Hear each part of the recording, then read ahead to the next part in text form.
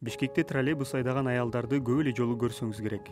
Бирок мыйзамда аялдарга 14 кишиден ашык жүргүнчү ташыган шаар аралык автобустарды айдоого тыюу салынган. Кандайча дешиңиз мүмкүн. Бирок чынында эле Кыргызстанда аялдар иштөөгө тыюу салынган кесиптердин тизмеси бар. Ал тизмеге 446 кесип кирет. Жакшы жаңылык. Жакында эле Эмгек жана социалдык өнүгүү министрлиги бул тизмени жокко чыгарууну сунуштады. Эмне үчүн аялдарга жүздөгөн кесиптерде иштөөгө тыюу салынган жана бул эмне үчүн туура эмес? Келиңиз талдап көрөлү. Аялдар иштөөгө тыюу салынган кесиптердин тизмеси Кыргызстанга Советтер Союзунан мураска калган. Союзда бул тизменин заманбап версиясын 40 жыл мурда кабыл алышкан. Бул убакыт аралыгында көп нерсе өзгөрдү. Айрым кесиптер, мисалы паровоздун машинисти деген кесип эбак эле жоюлуп кеткен. Башка кесиптер болсо өткөн жылдар аралыгындагы прогресстин арты менен коопсуз болуп калды.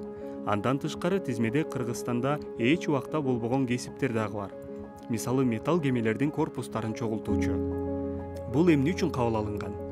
Аялдарга айрым ишмердүүлүк менен алектенүүгө тыюу салуу алардын ден соолугуна кам көрүү деп эсептелген.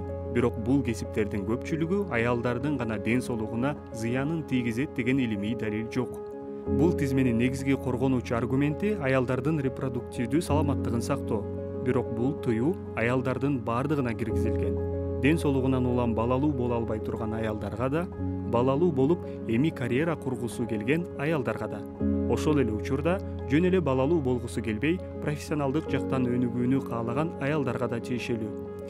Энелерди коргоо жагына келе турган болсок, Эмгек жана социалдык өнүктүрүү министрлиги кош бойлуу жана 3 жашка чейинки балдары бар энелер үчүн бул тыюуларды калтырууну сунуштап жатат. Мисалы Молдовада мындай шарттагы аялдарды убактылуу башка кызматка которуп турушат. Тизмеде албетте ден соолукка зыянын тийгизе турган оор кесиптер дагы бар. Бирок алар аялдардын эле эмес, эркектердин дагы ден соолугуна зыянын тийгизет. Демек, мамлекет эркектерге өз саламаттыгын каалагандай пайдалануу жана өздөрү каалаган кесипти тандоо укугун берип жатат. Ал эми аялдарга бул укукту берүүдөн баш тартууда. Мисалы эркектерге уруксаат берилген алыс жолго оор жүк ташуучу унааларды айдоо эркектердин репродуктивдүк саламаттыгына зыян. Бирок эркектер мыйзам боюнча карьера жана акча табуу үчүн мындай тобокелчиликке бара алышат. Ал эми аялдарга бул кесипте иштөөгө тыюу салынган. Тизмедеги айрым кесиптерге жогорку айлык маяна төлөнөт.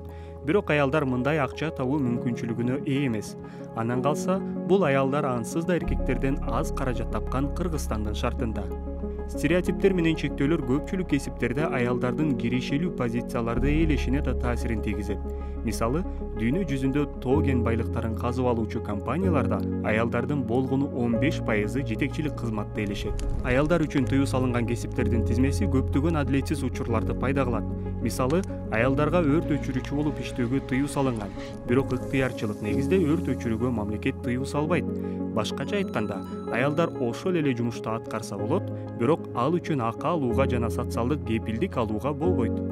Бул тизме аялдардын эмгек укуктарын бузуунун дагы бир мүмкүнчүлүгү. Эгер аял тизмедеги кайсы бир жумушту жакшы аткарса, ал ошол адистикке ишке орношушу мүмкүн. А бирок аны туура каттоого жол берилбейт.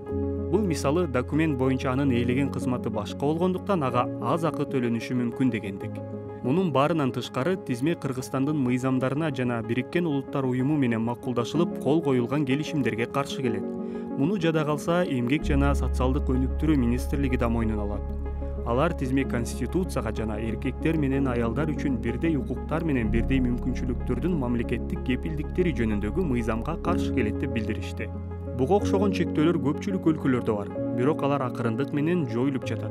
Бүткүл дүйнө чектөөлөр кимдир бирөөнүн ден соолугуна кам көрүүнүн жаман мисалы экенин, андан көрө аялдарга да, эркектерге да максималдуу коопсуз эмгек шарттарын түзүү таасирдүү болорун түшүнө башташты. Кыргызстанга кошуна мамлекеттер жана башка постсоветтик өлкөлөр аялдар менен эркектердин карьералык мүмкүнчүлүктөрүн теңөөгө кадам жасашууда.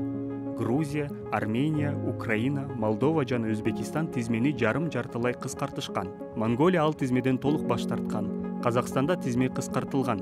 Эми андан толук баш тартуу маселеси каралып жатат. Эң негизгиси тизмени жокко чыгаруу албетте аялдарды оор жумуштарды аткарууга мажбурлоо дегенди түшүндүрбөйт. Аны жокко чыгаруу болгону аларга өздөрүнүн жашоосун каалагандай башкарууга мүмкүнчүлүк берүү, аялдарга да, эркектерге да жумушка орношууда бирдей мүмкүнчүлүктөрдү камсыз кылуу жана бардык адамдын ден соолугу бирдей маанилүү экенин моюнга алуу.